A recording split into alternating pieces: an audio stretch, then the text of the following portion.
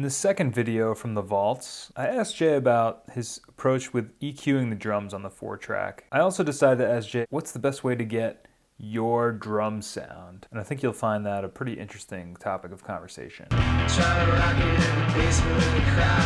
The idea with the EQ is that on the 424 you have the mid sweep. The mid sweep can be one of two things.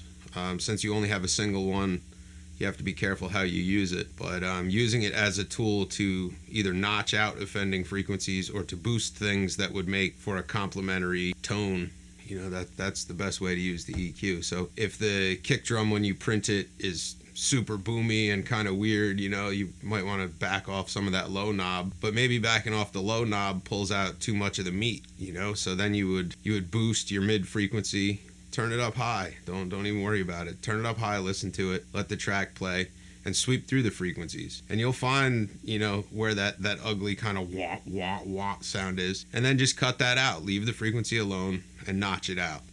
That's a big thing in live sound. It applies to recording in all formats. I don't care how many sweeps and cue adjustments and bands there are. You know, if you have a way to sort of tune frequencies and to find the offending frequencies and pull them out, then, you know, that's the easiest and best way to use that. Additive EQ is sort of, you know, it seems like a great thing when you're in the headphones and, you know, cool, my mix is super pumpy now. But as you add things in the EQ, you're also subtracting the remaining headroom for whatever else you plan to track. So unless you're going to multiband compress or limit something real hard later on and sort of control those frequencies and free that headroom back up, it's better not to add but to subtract the sort of what I call garbage frequencies. The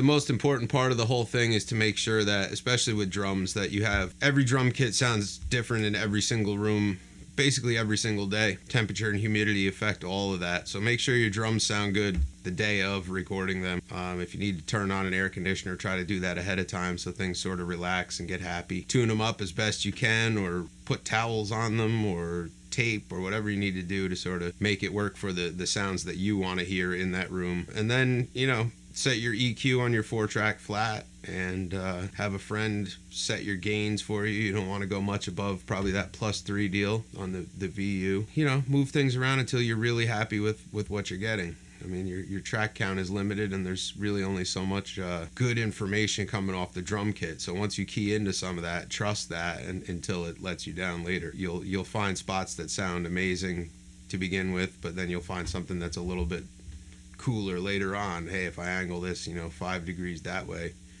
and move it a foot out, then, you know, something comes to life. You know, play around that way. Well, thanks, Jay. Happy recording, guys. Godspeed, my friend. Don't forget to subscribe to my YouTube channel, you nerd. Peace.